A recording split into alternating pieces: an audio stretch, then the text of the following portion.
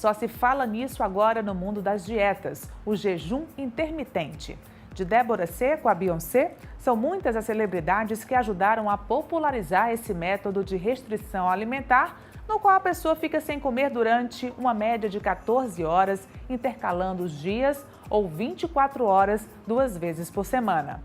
A perda de peso é de aproximadamente 5 quilos por mês, mas é preciso ter muito cuidado com o modismo. Nem todo mundo pode ou deve fazer.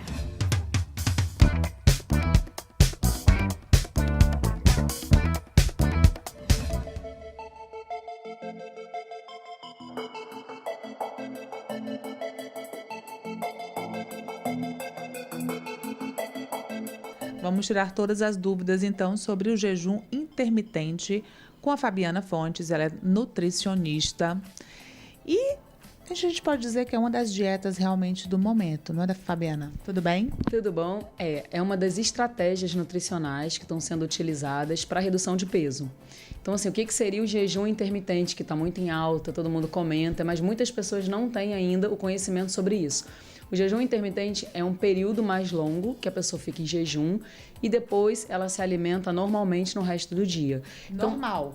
Come tudo. Porque assim, quando a gente fala de jejum intermitente, para redução de percentual de gordura, o que a gente tem que fazer? A gente tem que fazer uma restrição ao longo do dia, mesmo que ela tenha ficado em jejum intermitente. Porque não adianta você ficar 14 horas sem comer e quando você for comer, você comer um pratão de macarrão, você ingerir uma maior quantidade do que deveria. Então isso não vai ocasionar pontos positivos nem na sua saúde e nem para o seu objetivo. Então assim, o grande problema, um dos problemas do jejum intermitente, já botando na frente, o que é? É gerar uma compulsão alimentar.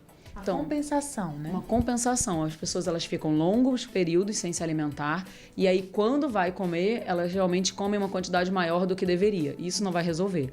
Então, quando você for se alimentar pela primeira refeição depois de 14 horas em jejum, normalmente a gente orienta o quê? Que seja um prato de salada, um prato com mais proteína, com uma diminuição de carboidrato e escolhendo carboidratos complexos. Então, por exemplo, quando o paciente já faz várias dietas e não consegue um resultado tão bom e já está fazendo uma reeducação alimentar, já começou a reduzir peso e queria aumentar um pouquinho mais essa redução de peso, a gente pode utilizar o jejum intermitente. Qual é o mais utilizado? São 14 horas em jejum. Por quê? Porque a gente aproveita essas 8 horas de sono, então o jejum começaria 6 horas da noite, 7 horas da noite, sendo a última refeição, o jantar, e aí a pessoa ficaria esse período, desse finalzinho da noite sem comer, 8 horas em jejum a mais, que seria do sono, e ela só iria almoçar. Então ela não faz o café da manhã, ela não faz o lanche da manhã e ela vai só almoçar. E esse almoço teria que ser controlado também, como eu estava te explicando. Não adianta a pessoa chegar e realmente fazer um prato cheio de macarrão, com um monte de molho e achar, não, eu fiquei 14 horas de jejum, agora eu posso comer tudo que eu quero. Não é assim. Até porque quando começa com a verdura, com a salada, você já fica mais saciado e não fica com tanta fome para comer coisas que engordam, né? Isso, a estratégia... É uma estratégia. Isso. E normalmente a gente fala que o jejum intermitente ele é utilizado 2 vezes na semana, não mais que isso. Então você escolheria 2 dias para fazer este jejum e aí você faria dessa forma, primeiro utilizando essas 14 horas em jejum e depois você se alimenta normal com uma dieta para redução de percentual de gordura. Você não pode esquecer disso. Mas sempre o período é de 14 horas ou varia? Varia o protocolo, né? Existe protocolo de 10 horas em jejum, existe protocolo de 14 horas em jejum, esse é o mais utilizado, e existe um outro protocolo de 24 horas em jejum. Esse protocolo de 24 horas em jejum, ele não é tão recomendado. Primeiro, pela questão hormonal, e segundo, porque muitas pessoas realmente não conseguem fazer esse jejum de 24 horas. Então, realmente, a gente bota o pé no freio, a gente tem que trabalhar com bom senso. E esse jejum intermitente, ele tem que ser acompanhado. O que eu vejo muito é o modismo, as pessoas não sabem o que é direito, e aí o fulano emagreceu, o ciclano emagreceu, não tem acompanhamento, a gente tem que ter uma avaliação bioquímica desse paciente, até porque o jejum intermitente ele tem o benefício de uma melhora de insulina, principalmente, um hormônio que a gente tem que controlar ao longo da nossa vida. Então, a gente realmente tem uma melhora desse hormônio insulina. A insulina é um hormônio que a gente tem que controlar porque ela faz um ganho de gordura corporal muito grande, se ele estiver desregulado, ou se a pessoa tiver uma intolerância à insulina, ou se a pessoa come muito carboidrato. Então, o jejum intermitente, ele coloca esse hormônio numa faixa mais aceitável, ele consegue diminuir esse hormônio, que é muito interessante. Só que o jejum intermitente, para muitas pessoas, não é tão recomendado. Por exemplo, para gestantes não é recomendado, para doenças crônicas não é recomendado, para aquelas pessoas que têm compulsão alimentar ou que têm uma ansiedade, não é recomendado. E à noite sempre tem que estar no jejum. Esse jejum sempre tem que contar com a madrugada, ou não? Você pode fazer períodos assim durante o dia também, só durante o dia? Pode. Você pode fazer também período durante o dia. O que a gente usa muito à noite é porque você já aproveita essas 8 horas de jejum. Então é mais fácil a adesão.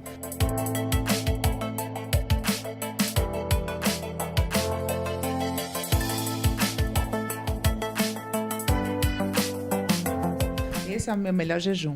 É o das 8 horas. Enquanto eu tô dormindo, é maravilhoso. Pois é, você nem sente, você faz e não sente. Porque, na verdade, quem já retira o jantar, normalmente já emagrece, né? Isso já é uma prática até bem antiga. O que se acrescentou aí foi o outro período. Isso, é isso. Assim, já é muito utilizado um low carb ou um no carb à noite. Ou seja, as pessoas fazem um jantar até 7 horas da noite e aí faz um belo omelete, um exemplo, um omelete com tomate, com verduras e tira o carboidrato. E aí, ao longo do dia, ele acorda, o normal era isso, faz um café da manhã e permanece se alimentando de 3 em 3 horas, ou café da manhã, almoço e jantar, depende do indivíduo. O que acrescentou foi isso, foi você comer até 7 horas da noite e depois você só vai almoçar. Agora você falou que são só 2 vezes na semana. Isso. Não pode passar disso. E por quanto tempo? Pois é, isso depende da estratégia. É por isso que o nutricionista ele tem que montar uma estratégia. Porque se você faz isso por muito tempo, pode ser que você entre num platô e que você não emagreça mais.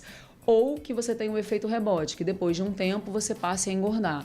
Então, o jejum intermitente, ele vem para justamente ser mais uma estratégia de redução de percentual de gordura. Normalmente a gente pede o paciente fazer 1 mês, 2 meses, e aí depois a gente muda a estratégia e depois volta uma outra estratégia. Então, isso são estratégias nutricionais e vai depender de exame bioquímico, vai depender do indivíduo, vai depender do dia a dia dele, vai depender como ele se comporta com jejum intermitente, porque tem muitas pessoas que adoram, que se sentem mais dispostas, que o hormônio GH é produzido e não é afetado, que os hormônios da tireoide ficam ótimos, que a resposta à insulina fica maravilhosa, você consegue reduzir a produção de insulina em níveis ótimos, enfim, exames bioquímicos ficam bem. Tem outras pessoas que não. Por isso que a dieta tem que ser individualizada. Esse jejum intermitente tem que ser controlado. E é um assunto que tem sido muito debatido em congressos também de nutrição, né? Isso, em vários congressos eles têm falado do jejum intermitente pelos benefícios, até melhora mitocondrial. Porque as suas mitocôndrias, que são as organelas que geram energia no seu organismo, elas se alimentam de glicose, proteína e lipídios. Quanto mais elas puderem funcionar com proteínas como fonte de energia e lipídios, melhor para a nossa saúde.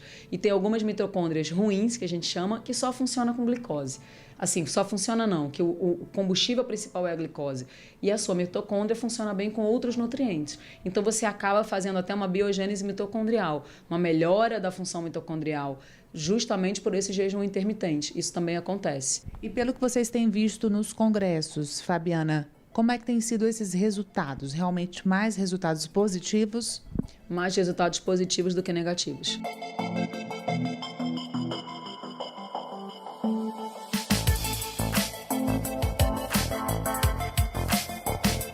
A pessoa que vai entrar nesse jejum não pode malhar à noite, não deve, e nem de manhã, né? Porque são os horários em que ela não vai se alimentar. Aí, nesses dias não malha à tarde, como é que faz? Pois é, se forem indivíduos já adaptados ao jejum, que já estão acostumados a treinar em jejum, ok. Se for um indivíduo que está acostumando o seu organismo ao jejum intermitente, o ideal é que troque momentaneamente o horário do treino. Por quê? Porque se ele for treinar em jejum e não estiver acostumado, pode ser que ele se sinta mal, tenha desmaios, pode ser que reduza a massa muscular. Então, ele tem que se adaptar primeiro para depois jogar um outro estímulo, que é o exercício físico. Então, se aquela pessoa treina de manhã, no dia do jejum, é melhor jogar o treino para tarde. Quando ela fosse acostumando ao jejum, aí sim colocaria o treino normal na parte da manhã, se ele se adaptar bem. E é o que você falou, tem que ter esse acompanhamento mesmo, até para saber o que a pessoa deve comer durante o dia para ter essa compensação, para não afetar a saúde. Isso, até porque não adianta você fazer o jejum e depois morrer de comer nas outras refeições. O objetivo final nunca vai ser só o emagrecimento. O objetivo final é melhorar a qualidade de vida, a disposição, a questão hormonal e, consequentemente, o paciente emagrecer. Então, é a consequência de uma estratégia nutricional chamada jejum intermitente. E como é que tem sido esse emagrecimento? Normalmente a pessoa, eu sei que é muito individual isso, né? Mas pelo que vocês têm visto, normalmente a pessoa perde quanto, assim, em um mês? De gordura corporal, 5 quilos de gordura pura em um mês. A gente tem um percentual de gordura bem reduzido aí, na faixa de 5 quilos. E aí, muitas vezes, diminui um pouquinho a massa muscular no começo. Então, aí, coisa de 300, 400 gramas de massa muscular. Mas a gente tem uma resposta muito boa de redução de gordura nesses 30 dias. E a idade tem que ver também, né? Uma idade apropriada para se fazer esse jejum. Pois é bem importante falar sobre isso, porque muito cuidado com as adolescentes. Você pode até gerar uma anorexia no adolescente, distúrbio de alimentação por causa desse tipo de conduta. Então, o jejum intermitente, para adolescente, eu não acho recomendado. Por quê? Pela questão hormonal, elas estão em fase de crescimento, precisa de vários hormônios atuando, elas precisam comer com uma certa frequência, elas estão estudando, muitas vezes fazem exercício físico. Então, esse jejum intermitente, o ideal seria para adultos e bem orientados. Adolescentes, o ideal é evitar. Se quiser fazer uma alimentação para adolescente, seria uma reeducação alimentar, um controle de peso, só que não fazendo com que ela faça esse jejum intermitente. Imagina uma adolescente que estuda pela manhã, ela vai em jejum para o colégio sem estudar, vai ficar aquele tempo todo sem comer. Então isso pode simplesmente gerar, tanto na cabeça dela, um problema de depois ter que comer mais, talvez com mais fome, ou gerar mesmo uma compulsão alimentar, ou até mesmo uma anorexia. Então, vamos trabalhar melhor em outros grupos, deixar os adolescentes de fora desse protocolo do jejum intermitente. Muito bem, Fabiana Fontes, muito obrigada pela entrevista e por ter esclarecido esse tema tão importante, tão atual quanto o jejum intermitente. Até a próxima. Até a próxima, muito obrigada.